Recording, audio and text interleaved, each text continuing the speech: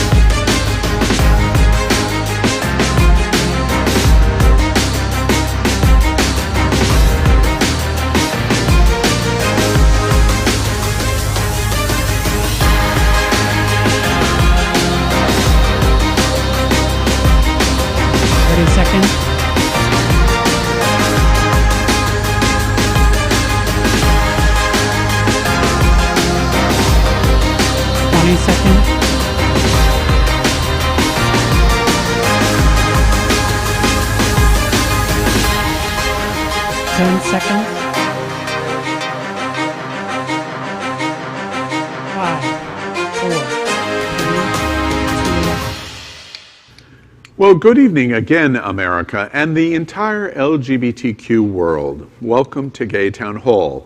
This conversation is completely live, so anything can happen, both technically in streaming and in the words that are getting ready to come out of the participant's mouth. It's all live. I'm your moderator, Al Ferguson, so let's meet this amazing cast.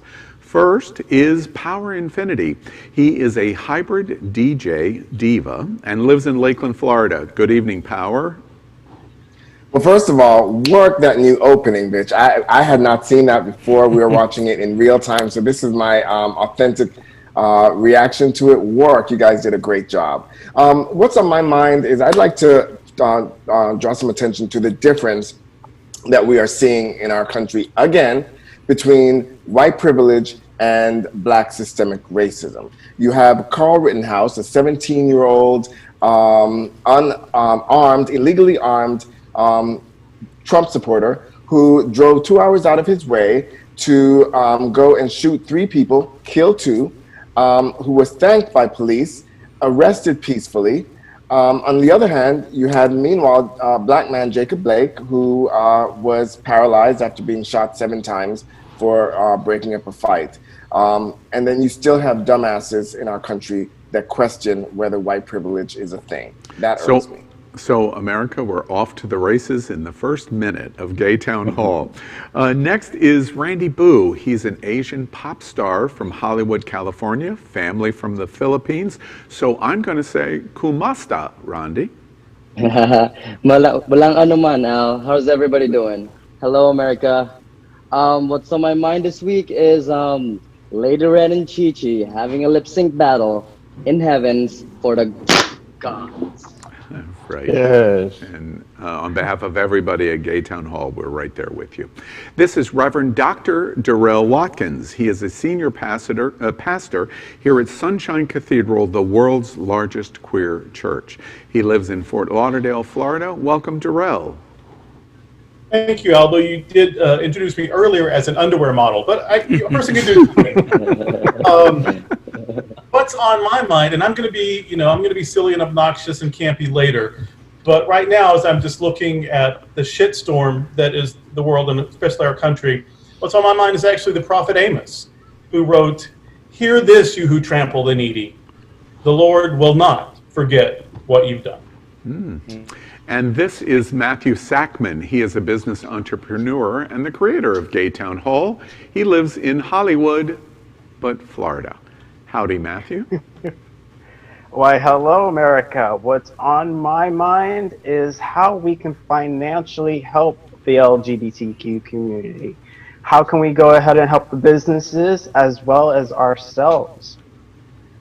Great. And this is Houston Cypress. He is a two-spirited gay Native American and lives with the Miccosukee tribe of Florida from the heart of the Everglades. So for Houston, I'm going to say Chihuntamo, Houston? Oh, excellent. That sounds good. I'm doing good, Al, friends and family. I've been thinking about what a great time it is to be queer in America these days. So to all of our young LGBTQ viewers, let's do this. All right. And this is Dr. Ty Hauser. He is a progressive college professor from Wilton Manors, Florida, and he teaches a lot in India. So I'm going to say hello, Ty. Hello to you, Al. Good evening, everyone. This week, well, actually, in the last 2 minutes, I've been thinking, does Power Infinity really know what one sentence is?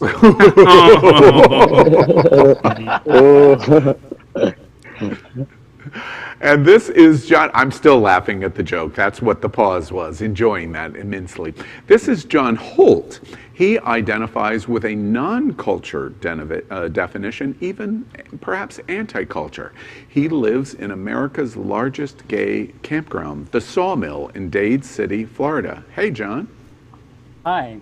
What's on my mind is, was Melania aware that she looks like a communist wearing that outfit that's a Castro outfit? Or did her designer just slip that in on her? I'm sure we're going to explore it on the RNC conversation tonight. And this is Ross Aroni. He is an actor and a musical theater drama queen living in Lantana, Florida. Ciao, Ross Aroni. Buongiorno. Actually, buonasera. What the hell am I? What's on my mind? Well, it was there, but now it's gone. So now it's, I can only picture Melania and her, Gestapo couture. All right. And this is Elimination Onyx. He's a sex-positive leather pansexual from descendants of the North Carolina Meterin Indian tribe. He lives in Fort Lauderdale, Florida. And so for elimination, I'm going to say Ha Kanarite Elimination. That just made my heart welcome, and it's the Meharin tribe, and I love you for that. For Meharin, out on, I apologize. Yes, and I love you. No, I love you for that. You are the people of the muddy waters. So hello, kinky humans. Yes, Bob. One of our viewers said the opening graphic was awesome. They did a wonderful job. So kudos to them. So on my mind today, my heart is heavy. The law and order president strikes again. Since July, he has now started capital punishment. 4 people have been murdered. So while we are focusing on what's happening around us, he is secretly working, and again, back to killing. So my heart is heavy. And next up is Amber with you. Taylor. She has children and a feminine lesbian with what has become famous big dick energy. She lives here in Wilton Manors, Florida. Hello, Amber. Hi, Al. Yes, it is big. What's on my mind tonight is raising children through this pandemic. In Broward County, the schools are closed, which means that I am the homeschool teacher, janitor, lunch lady, and mom. And I still have a job to do. And they still haven't arrested the police that shot that man 7 times in the back. Yeah. I mean, this is the world that I'm raising my kids in right now. Yeah. And lunch lady. Love that. America, tonight we introduce you to a unique host, and that's you. This is David Hopkins. He is the creative inspiration at America's most popular live LGBTQ TV show, It's Happening Out. And tonight he helps you.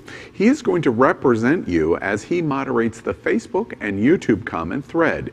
He can bring your comments onto the screen and can even place you in the live conversation with these hosts and our discussion. We encourage you to participate in the thread and tell us what you think. Hola, David Hopkins, as America's voice for Gay Town Hall. Hi to Alex Fairbear, Melissa Dooley, Bob Drennan, and everyone else who's commented already. And also, you don't understand how big of a deal tonight is because Al can't pronounce anything from other languages. So the fact that he said all these words is amazing. Amazing. And we also would like to congratulate David because David has been in quarantine for more than 3 weeks because he had COVID-19 and he is now negative. 2 tests. And congratulations, David, you're out of COVID. All right, so let's begin LGBTQ America's discussion with hot topic number 1. What the entire world is talking about tonight. What did the LGBTQ community learn this week from the Republican National Convention? And we ask and shake and are a little scared, can Trump win? Watch this. It seems like just yesterday that we were at our first convention, where my husband accepted the Republican nomination and then became our 45th President of the United States. Yet the energy and enthusiasm for who should lead this nation, it is real today as it was 4 years ago.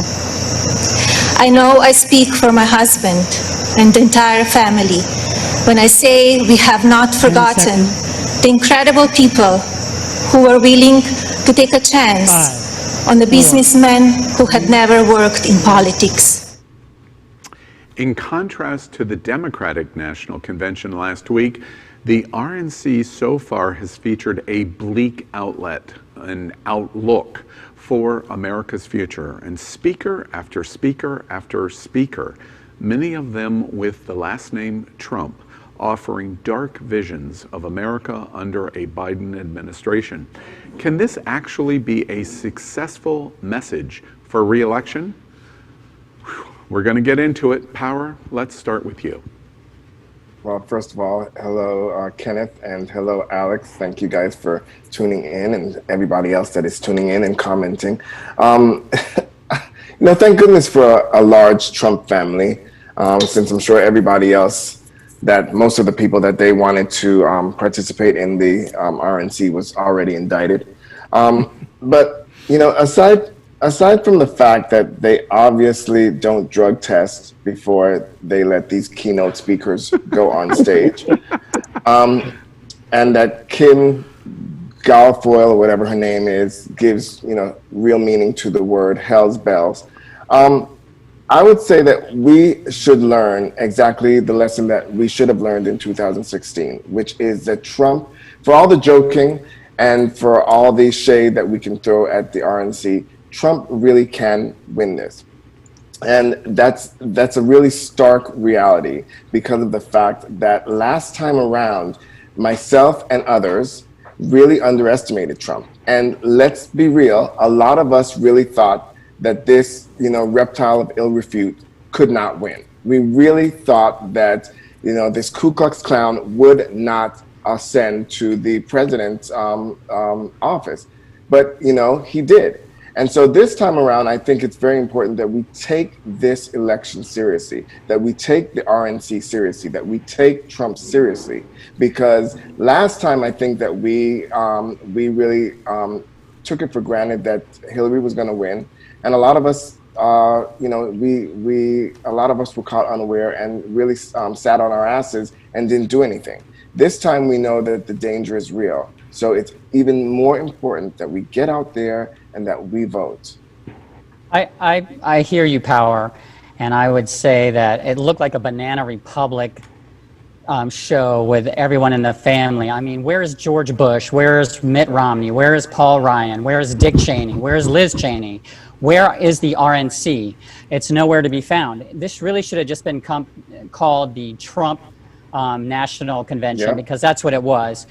And what are those people going to do? Are they going to form a new party, or are they just going to hope that this guy gets out? Now, the fundraising says a different story, right? So he's ahead of the Democrats. He's got like 504 million in July, the end of July, and we have 470 million.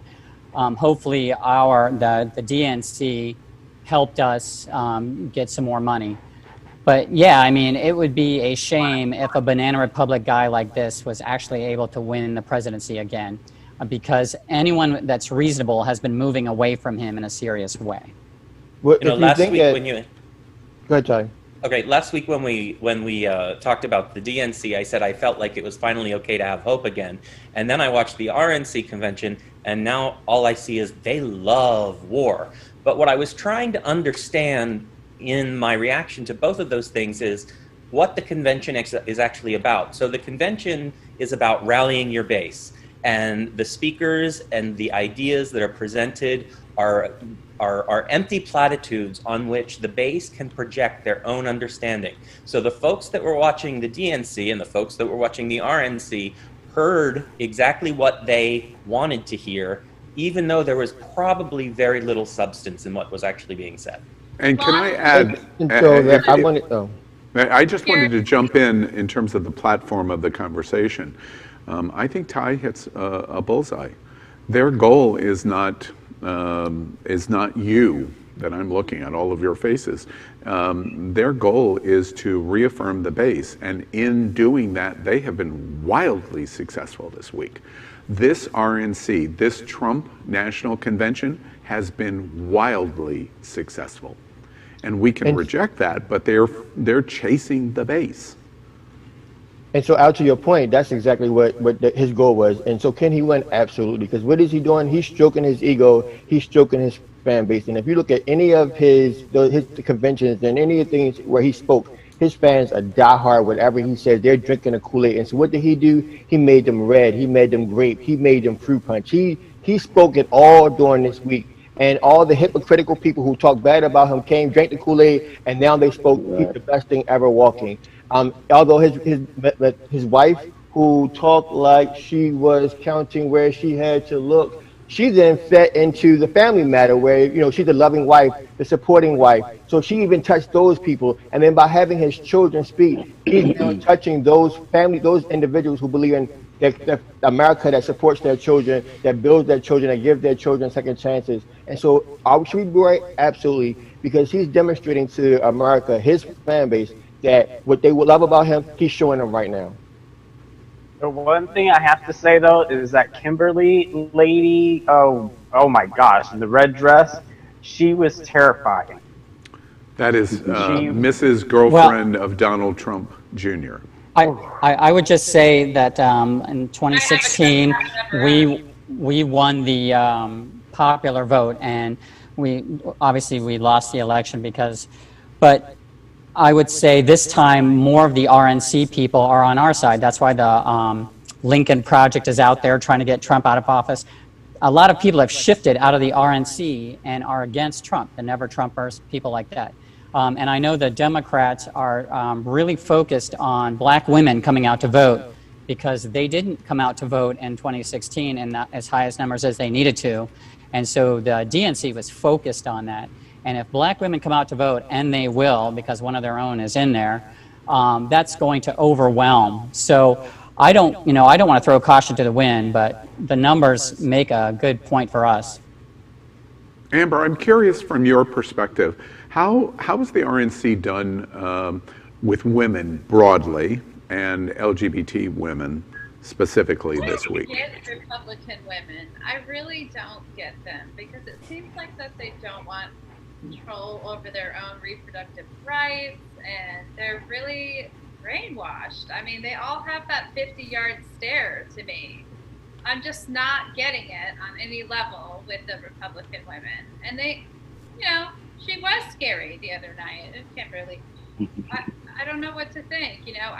I don't feel reached, but I know that the Republican Party does not need the LGBT vote or the black vote to win if they get enough, Bible Belt white people to vote for them. If they get enough of me. I have two questions. I have two questions, maybe for our panel, maybe for viewers that are tuning in. First of all, my question is, how much of, we see, like John had brought up, that the Lincoln Project is now in play, trying to get a lot of the Republican base to kind of switch over and leave Trump. I wonder how much, what percentage it's going to take of us to reach them, to get that crossover, to really make a difference.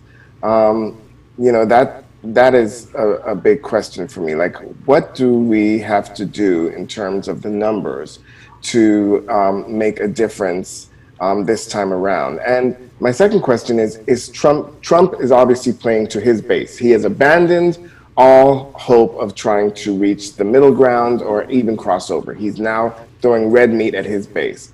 So, my question is Trump's base alone enough to get him the presidency again? Well, it's like Richard Sand has commented. He said, make no mistake, this is Trump's America. And yes, he can win if people not voting, and they will lie and cheat and steal to stay in power. Oh, they will. The majority. It's what they call the silent majority. It's all the white people that are out there that don't actually say they identify with Trump, but at the end of the day, when they go to the poll, they vote for him, and they don't tell you about it. You know what is disturbing about what's disturbing about Power's question is so many of my friends say, I don't want to hear anything about this. I can't stand Donald Trump. I just don't want to hear about it. I don't want to talk about it. But they're not understanding that that is part of the pathway for him to win, because he lost by 2 million votes. Right now, it's projecting, if everything happened today, and you believe the polls, which we probably shouldn't, he's losing by about 6 million votes. But really, the popular vote is of no consequence. It's the Electoral College. So the key battleground states are the issue. He can lose the popular vote and be elected president of the United States. So he's playing this exactly correctly in terms of where he's pursuing his win. Kenny, though, can somebody, if somebody can fact check this for me, because I'm not sure, and please feel free to fact check me. But I heard and I thought I read that a new law was passed whereby those that are voting in the Electoral College now have to vote the way the popular vote is in their state. No, you're correct. That observation is correct. But that's not the point that I've just made of what he is pursuing. What he is pursuing is that he can win the individual battleground states that are going to get him propelled to winning the presidency through the Electoral College. That is Pennsylvania, Ohio, Michigan, Minnesota, Wisconsin, Florida may be in that tip-o. That are going to State House with guns, that are walking the streets at Walmart with their guns and are out there rallying for a haircut. And so, Al, you're absolutely right. And so the situation is, what's going to have to happen between now and November is, unfortunately, until those people in those states are affected, meaning more jobs lost, more corona deaths, where they can truly say, it's because of him. And that's why the DNC really spent a lot, because we have to remind them, he's the reason that they're losing their loved ones. And because of that, it's only until his fan base, those individuals wake up, put the Kool-Aid, see change. And because until then, they're going to continue to support him regardless of what we say, because it's not affecting them. It doesn't hit them. Give Well, you I'd like to 2 bring minutes I'd like to bring notice. this back 2 to minutes I'd like to bring notice. this back to our LGBT community, and I have a message for our community. Please remember that while Trump has put one person as a liaison, that guy as a liaison to our LGBT community, as a token move to show us that he gives a shit about us. On the other hand, he's continuing to do things to persecute, oppress, and take away our rights. I mean, and on one hand, he had this guy speak. On the other hand, he had Franklin Graham's daughter speak at the same RNC convention, and she attacked trans little girls at risk. All right. His campaign advisor came out on national television and said, if you are anti-LGBT, then Trump is for you. So you can't have somebody on the one hand that is touting the persecution of a marginalized community, and then on the other hand saying, I love you. It doesn't work that way. So please vote in our best interest. Please vote Trump out. I'm sorry that I'm sorry. And I just want to reflect I'm sorry, on Matthew. that. I can't. I'm sorry, Okay. time-wise, we have to move on. But as we close this first hot topic, we've had the DNC last week. We've had the RNC this week. Please, no comment other than my question, because I'm going to ask you a flat yes or no question. Based on what you saw in the DNC and what's happened last week, what has happened this week with the RNC, do you think, not what you want, I'm not asking you what you want, I already know that. Do you think Donald Trump is going to be reelected president of the United States? Yes or no, based on the DNC week and the RNC week? We're going to touch base on this repeatedly. Do you think he's going to be a reelected president of the United States? Power, what do you think? No. Yes or no? No. Randy, what do you think? No. Darrell, what do you think? No. Matthew, what do you think? Yes or no? Yes. Yes. Houston, what do you think? No. Ty, what do you think? I think the Supreme Court will decide. John, what do you think? No. Rossaroni, what do you think? I feel 50-50. I feel like both sides can take it. Elimination, what do you think? No. Amber, what do you think? Yes, you think. We're having sound. You might be muted. I'm not sure. Okay, well, you said yes, correct? Yeah. So that's where we're at. The week of DNC, the week of the RNC. We have 70 plus days to go. Much to still discuss. Let's move on out of this topic of the RNC, and tonight we have an interesting segment called Just One More Sentence. Tonight I'm going to give interesting headlines from this week, and all of the Gay Town Hall hosts are going to weigh in by writing the story themselves. You'll hear the headline, they'll write the story. But there's a twist. They can do it only in just one more sentence. But combined, all of the hosts will tell the story in a hilarious or interesting or entertaining way. First, in our first story that we're going to look at tonight, is 15 years ago, Katrina ravaged the city of New Orleans. It was this week, 15 years ago, and now Hurricane Laura has made landfall, sure to cause death and destruction. What is worse?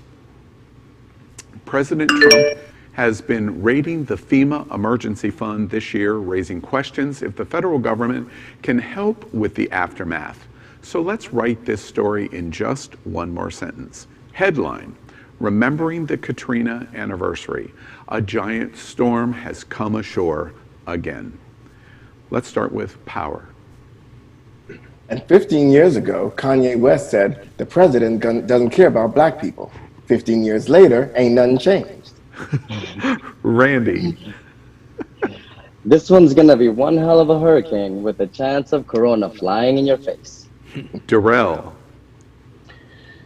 In a non-ironic, random act of nature with no intention of poetic justice, Laura has already damaged a Confederate monument that the city of Lake Charles, Louisiana, And I know she comes with a punch. Houston. We can all do something about climate change, and I encourage everybody to do something wherever they can locally. Ty.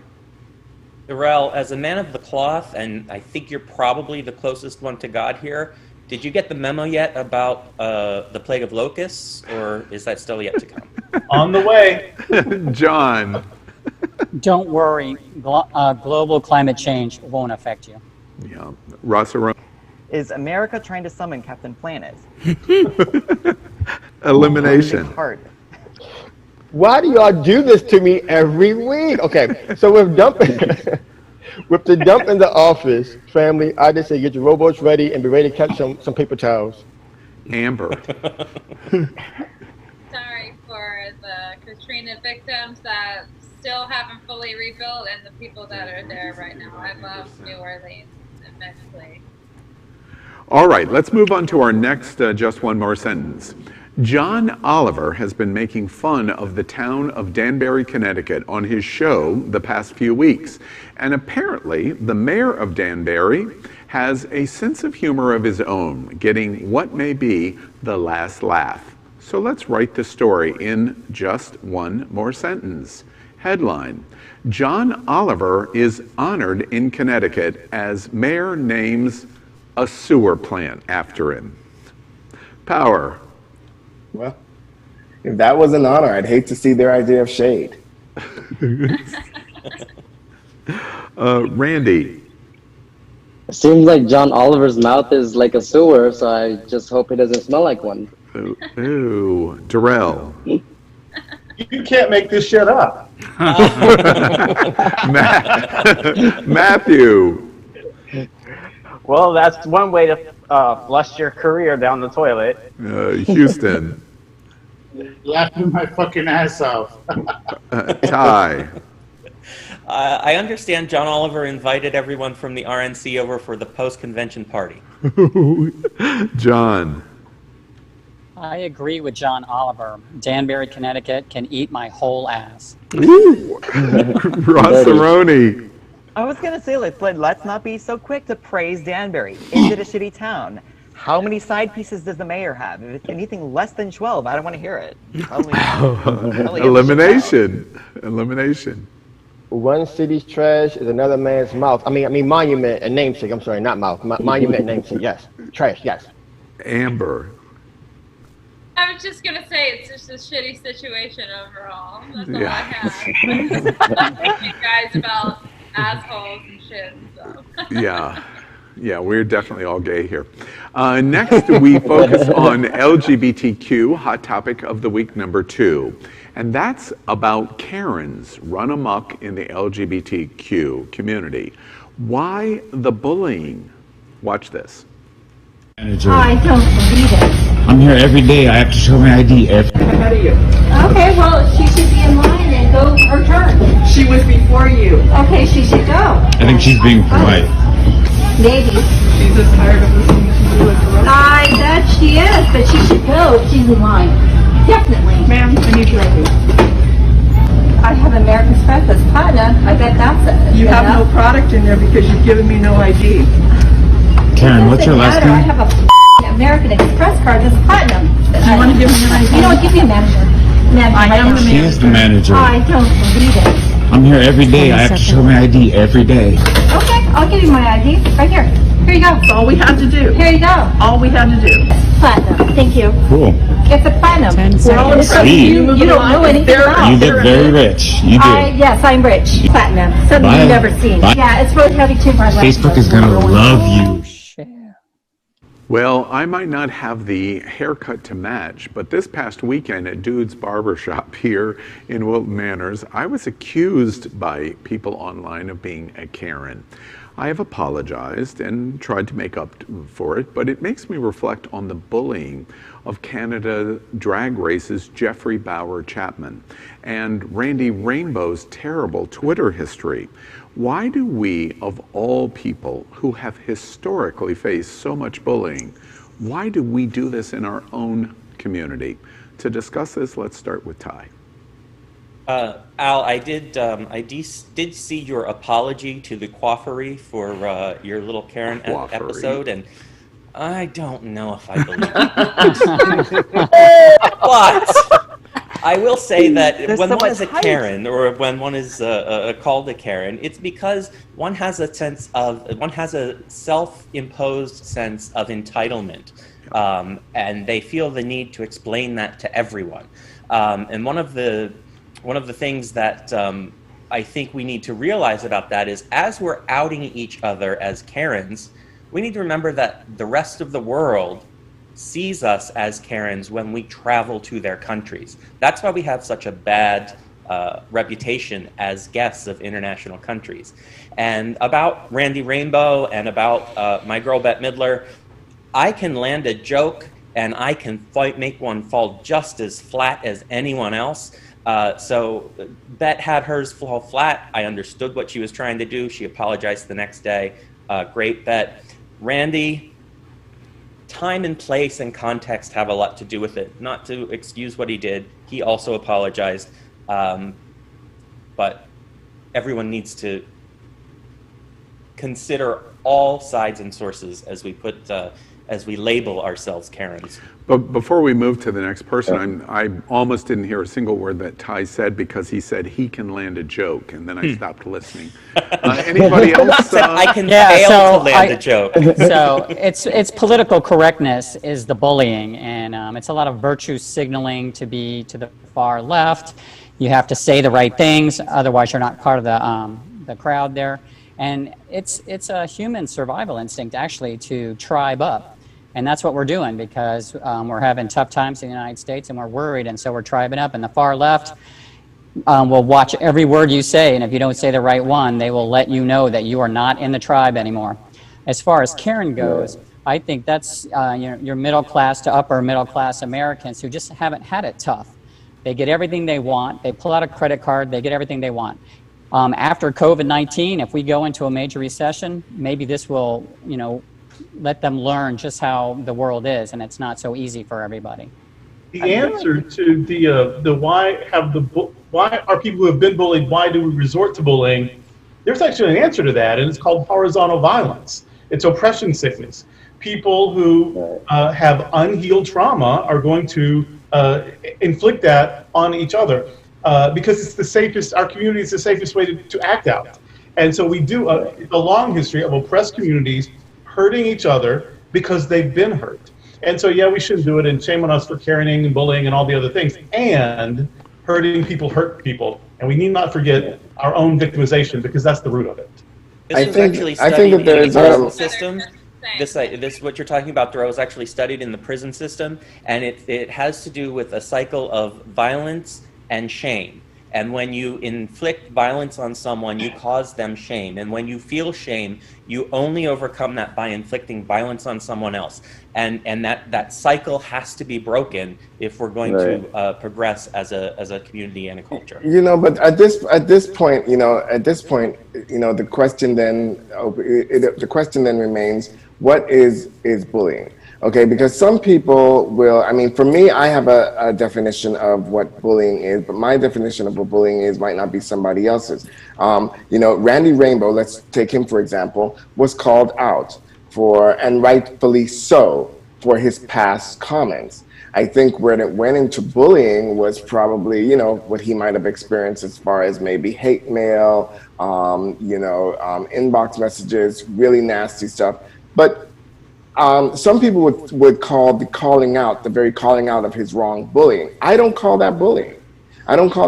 I think that we have to call out wrong when it's wrong, because I think that you can go too far one way or another. You can be afraid to call out something because you're afraid to be labeled a bully, and then say nothing at all. Like, look at me. And then you let something that's wrong just go unchallenged. On the other hand, you can go the other extreme and totally, call it out and then continue to harass somebody to the point where it is bullying. So I think that there has to be some middle ground. Amber, I think there's also a way that, because bullying, I feel like a lot of people found humor in it, so they would just kind of make jokes to other people when not knowing it's kind of what I did the first episode.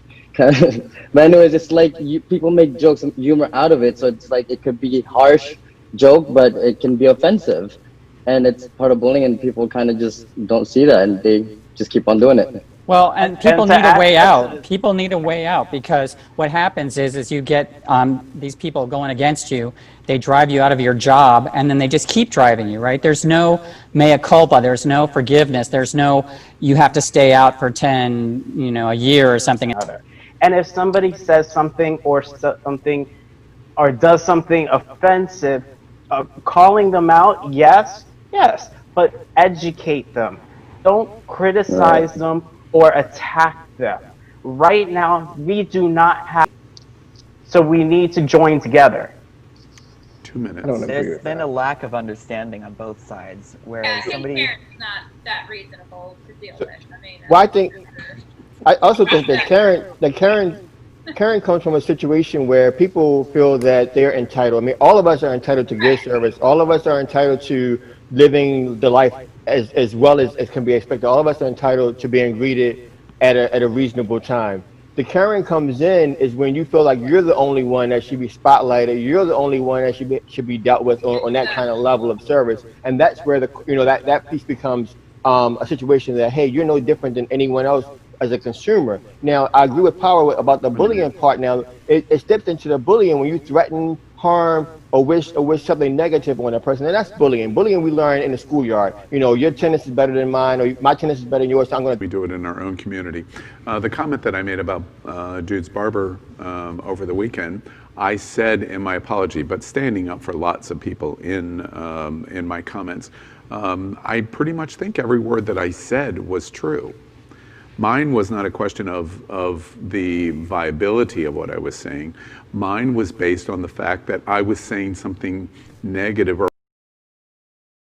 LGBTQ community of an LGBTQ business. And that's really what I was apologizing for is, and like a brick wall of saying you shouldn't even have spoken. Well, maybe, maybe not, but it didn't have anything to do with the accuracy of what I said. It had to do with me saying it at all. So maybe we're getting too politically correct. What do y'all think? Well, in your case, I think that you should have taken it up with the manager instead of putting it out on social media. Yeah, which is you were making some kind of different point than just working with the manager. So that's where you cross the boundary, in my opinion, is you just handle that with the manager if you can. Now, if they continue to do it and the manager is unresponsive and you want to make a change, then you bring it out to the wider community and make a case. Okay, I just want to chime in real quick. Sure. Both those comments do go to things that Mark Rivera and Richard Sanders said. Mark Rivera said there's a lot of keyboard Karens on Facebook. People react on Facebook. And Richard Sand says, if you have nothing nice to say, shut your pie hole. Yeah, which was clearly said to me, and you were heard loud and clear. I heard you loud and clear. Let's move out of this topic and continue on our segment, Just One More Sentence. We want to do additional LGBT headlines that happened this week. This week at the RNC, former Fox News on-air personality and Donald Trump Jr. Girlfriend, Kimberly Guilfoyle, I think is how she pronounces her name, seemed to have quite the moment as she shouted from the rooftops and made a compelling case to be cast as the next Disney villain. Let's write the story in just one more sentence. Headline: Kimberly Guilfoyle's hilarious speech is now an equally hilarious meme. Let's start with Power. And the gag is that she was literally yelling to an empty room. So you can just, imagine, she probably breaks glass when she masturbates. Jarrell. I want to see that. Did you call me out? Yes, I'm curious. Randy, let's go to you next. She was trying too hard to move people with her speech, and it seems like the internet found something else to laugh about. And Jarrell. It's just proof that Xanax can have deleterious side effects. Matthew. From that photo, somebody needs to call the Blue Ranger to come kick her ass. Houston. Oh my God! If everybody's gonna have 15 minutes of fame, that should include training on what to do with a microphone. Yeah. Ty. So I was sat here at home watching it, and I had my garlic and my cross, and I just wish the girl could see herself in a mirror. John. John, right. Kimberly, I do think that America is to blame for Donald Trump. Yes, exactly. Rossaroni. She was an itsy bitsy teeny weeny woman, talks like Mussolini. Oh, good. Elimination. Who put her teleprompter in all caps? Amber. She scared the bejesus out of me, but she could do a dominatrix seminar. I feel like Well, she could beat the hell out of him at night. That's exactly why she's Donald Jr.'s girlfriend. Let's move on to another big headline this week. A state park has been named after an LGBTQ person in America for the first time in history. And it is absolutely fitting that it is one of the most iconic Stonewall trailblazers in our community's history. Let's write the story in just one more sentence. Headline, America's first, Randy. I think this is amazing. Finally, a recognition for all the work that Marsha did, and but I think she should be on a $100 bill or something. Darrell. The mayor of Christopher Street was likely martyred. Matthew. I just have to say, why do we have to wait until one of our sisters or brothers are killed before they are recognized for the good that they did for the LGBTQ community? Houston. You know, as a two-spirit person, I think we really need to celebrate more opportunities of uplifting the land and gender nonconformity. So this is awesome. Ty. Yeah. I think this is really great. This is progress, and I think this is an opportunity for Bette Midler to use her New York Restoration Project, volunteer to keep the park clean. Yeah, John. Learn more and watch the 2017 documentary, The Death and Life of Marsha P. Johnson. Rossaroni. Elimination. Mama, let your name in that park bill welcome please to all the children, Mama. Thank you. Right. Amber. It's artful and it's a win for the LGBT community. All right. Next, let's focus on LGBTQ hot topic of the week number 3. And this is really important to all of us. Neighborhoods are being decimated by COVID-19. Coronavirus cost to our lives. Opened in 1966, the past 33 years of that run here at 9th and 1st of that run here.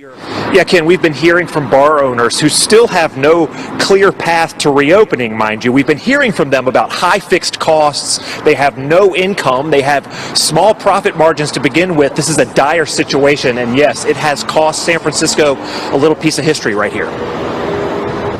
Yeah, this is the time for all of us to mourn that weird, smelly, strange building that so many of us found a home in.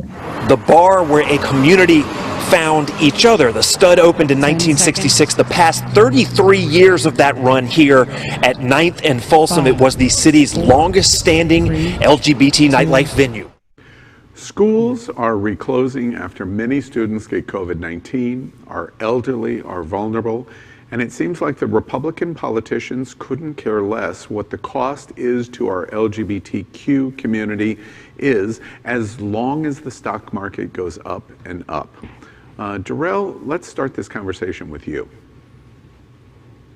This conversation starts decades ago. Health insecurity, financial insecurity, they lead to depression, as does abuse and rejection and being constantly demonized. And these are old battles. These are long battles that the LGBTQ plus community have been fighting. But we had, even in the worst of the AIDS crisis, we had community for survival. And now isolation is one more burden of queer people. I mean, thank God and Al Gore for the interweb, but it's no substitute for bear soup. Yeah, I think the world is headed for a deep recession, and I think it's going to take the neighborhoods right with it, and it's going to be devastating. And I'm not sure, unless Congress can muster up the strength to send out money to people and to small businesses, I'm not sure how you stop it. And I'm devastated that the stud is going away. With this pandemic. Next way for new businesses to come along. I don't think that the gay community is going to die by any stretch. It's just going to it's just being exfoliated. It's Right. going to be replaced with new gay businesses. We're still here. We're queerer Like- than ever. Right, like what Amber was saying, like we kind of got to move with the change. The gay culture. I've noticed that there's some drag queens that would perform, and they would only perform like TP Lord. She would perform like a drag, or what do you call it? And she would or they would order her, and she would perform in the sidewalk or the street, wherever. So it's like drag show anywhere. So it's kind of like you kind of change the business that you have with this pandemic and kind of make a way that makes it work, so we kind of keep our culture alive. Y'all, please allow me to challenge this observation. One of the things that America's Fortune 500 companies are learning in 2020 in COVID-19 is that we didn't need our hardened office spaces as much as we thought we did. When they sent their employees home, they found out, wait, we can do it in a completely different way, and it'd be more cost efficient and less resource draining on our businesses. And as a result, companies like companies like Apple will not return to business as usual in any way that they do.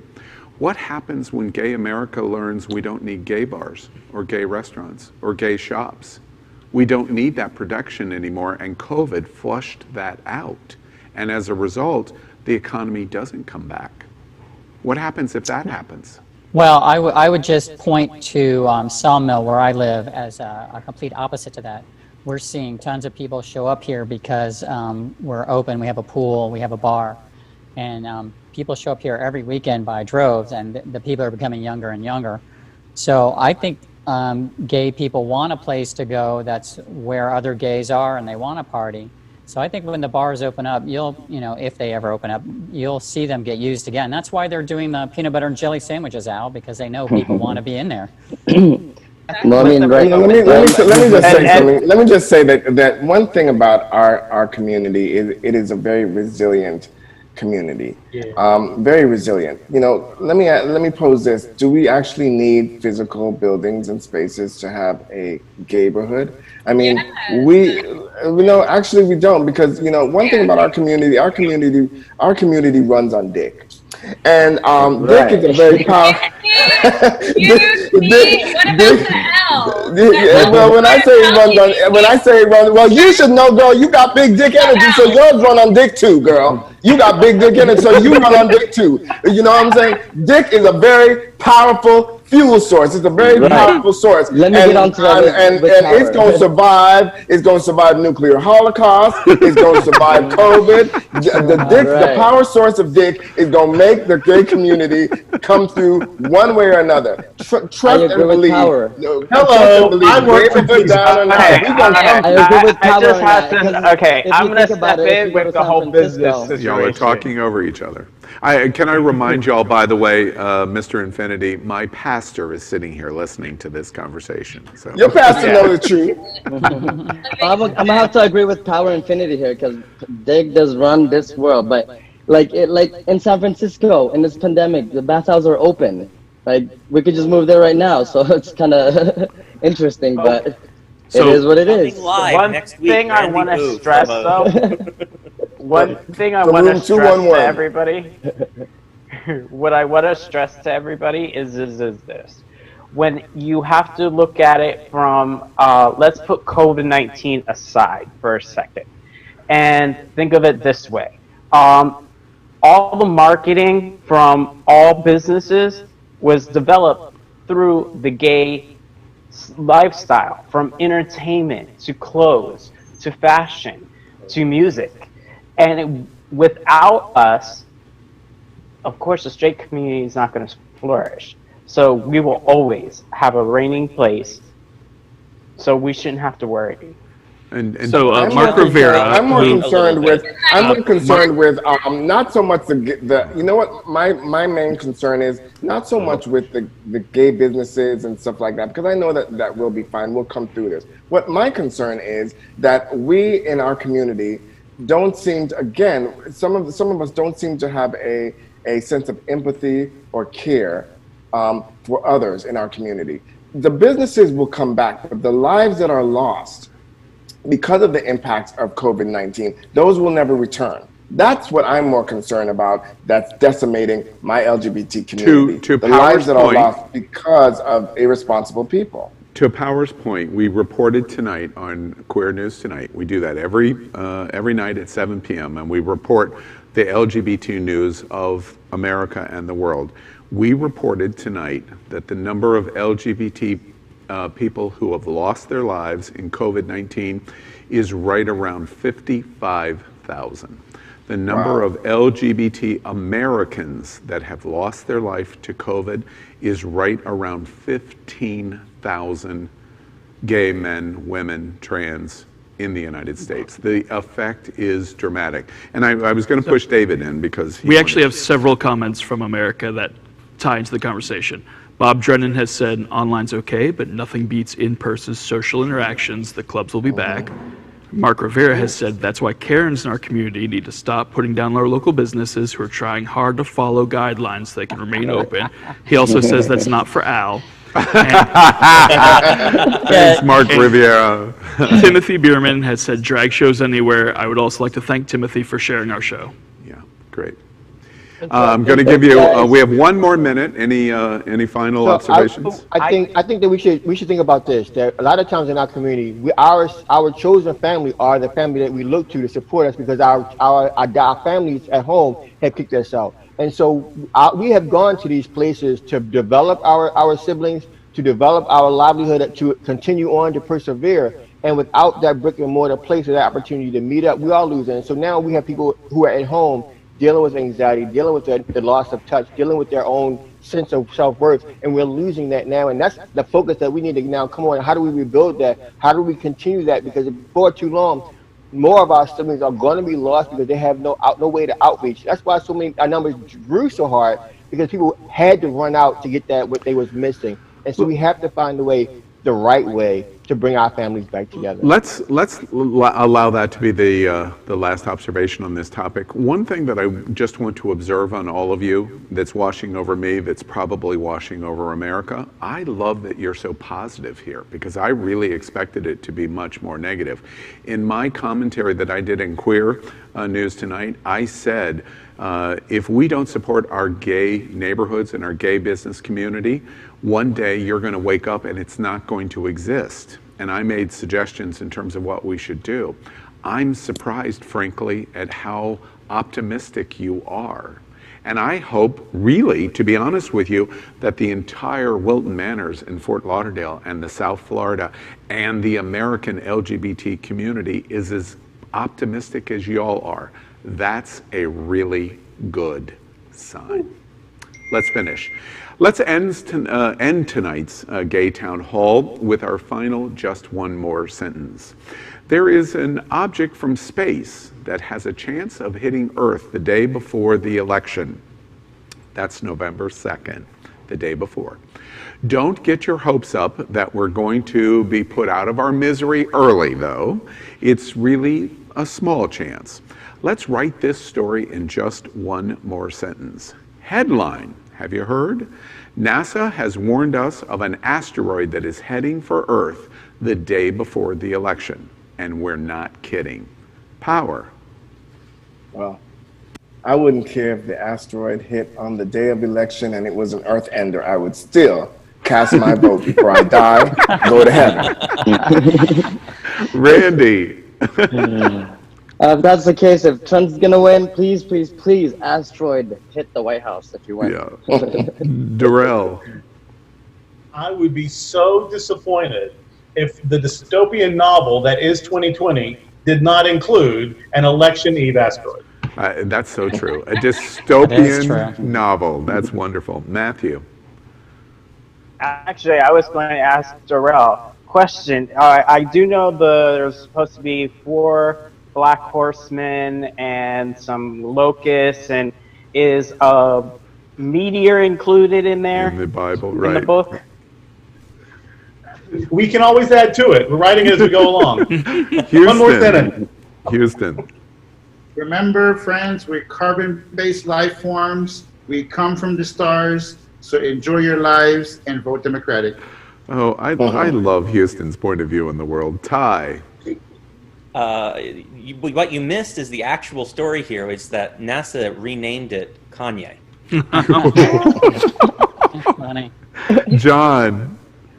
The curse of 2020 rolls on. Rossaroni. My luck, I'd probably just pass us. Elimination.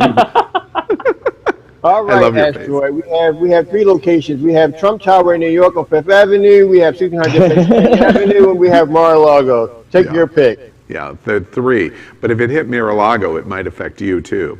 Amber. Everything's already in full-on destruction anyway. Just come at us. I'm over it. All right. Amber is just over it. All you guys heard, Amber's done with this. All right. In my favorite story this week, it's my favorite. I'm going to savor this moment.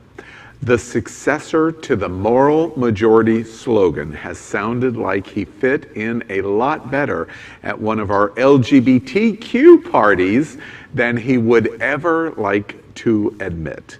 Let's write the story in just one more sentence. Here we go. Headline: Jerry Falwell and his pool boy fun.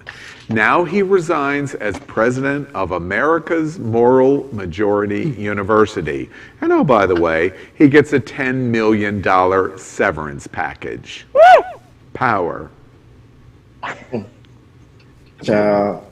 He took the Bible quote, "Thy rod and thy staff, they comfort me." A little too much to heart and a little too much to ask. Randy.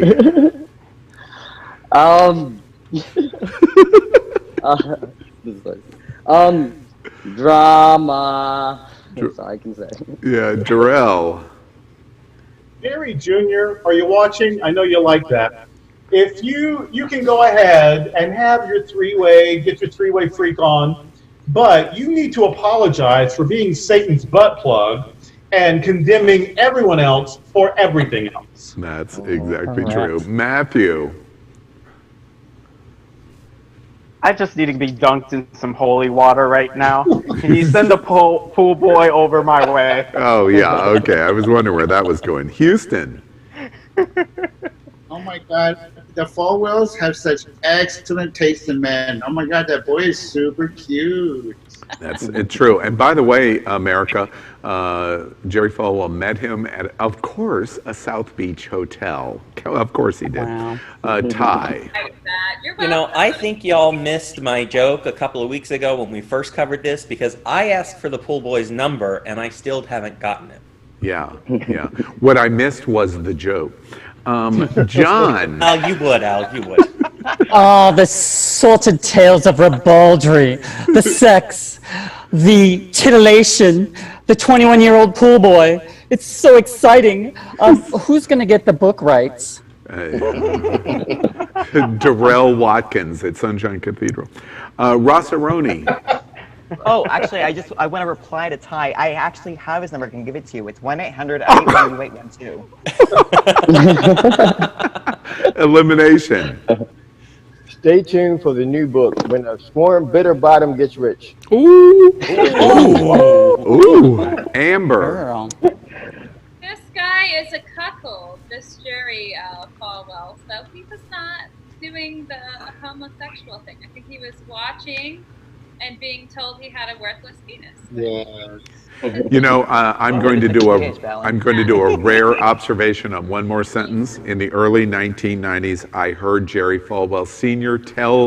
say out loud, I was in the room, that LGBT people were basically the moral scourge of America, and he was creating Liberty University to train warriors to put an end to it. And I'm glad that I got to live and see the end and defeat of the Falwell family. You're dead. I Kenneth love it. Merrick agrees with you. He said he likes bird watching, not a participant. Right. All right. So we want to tell you that Happening Out Television Network is broadcasting on our brand new set in partnership with the Sunshine Cathedral. This is the world's largest queer church in Fort Lauderdale, Florida, Wilton Manors. And here in Florida, we joke that this is definitely the gayest place on planet Earth, and our support of their Sunday celebration is the largest LGBTQ religious broadcast in the world, every Sunday at 10:30 a.m. Eastern. We encourage you to tune in. Sunshine Cathedral is my queer church. Watch this.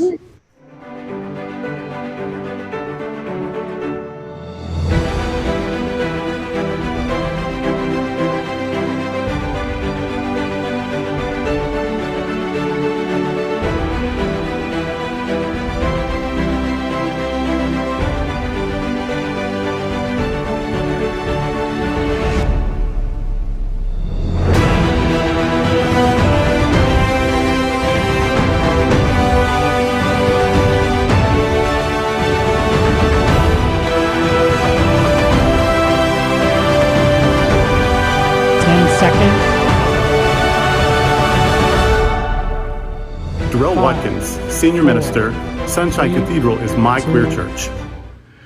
Well, there you have it, America, something totally unique for the LGBTQ community. These amazing hosts and several surprise hosts that you have not seen yet tonight will be here every Thursday night at 8 p.m. Eastern Time, totally live and unscripted. You can participate. We are marching toward November 3, 2020 and the election of a lifetime. With COVID-19, race issues, trans rights, your paycheck or your unemployment protection, our social and sexual interaction, and how the LGBTQ community fits into all of these issues. We are living the most important single moment of our entire life, and it will all be discussed right here. So tell your friends and your family, share this conversation, participate. We are either a community or we are not. You only need to look in the eyes of the incredible diversity you're sitting right in front of you right now to know that we are a strong LGBTQ community. So thank you for joining us. And until next time, next Thursday night at 8, the conversation is just beginning on Gay Town Hall. Good night, America. Bye.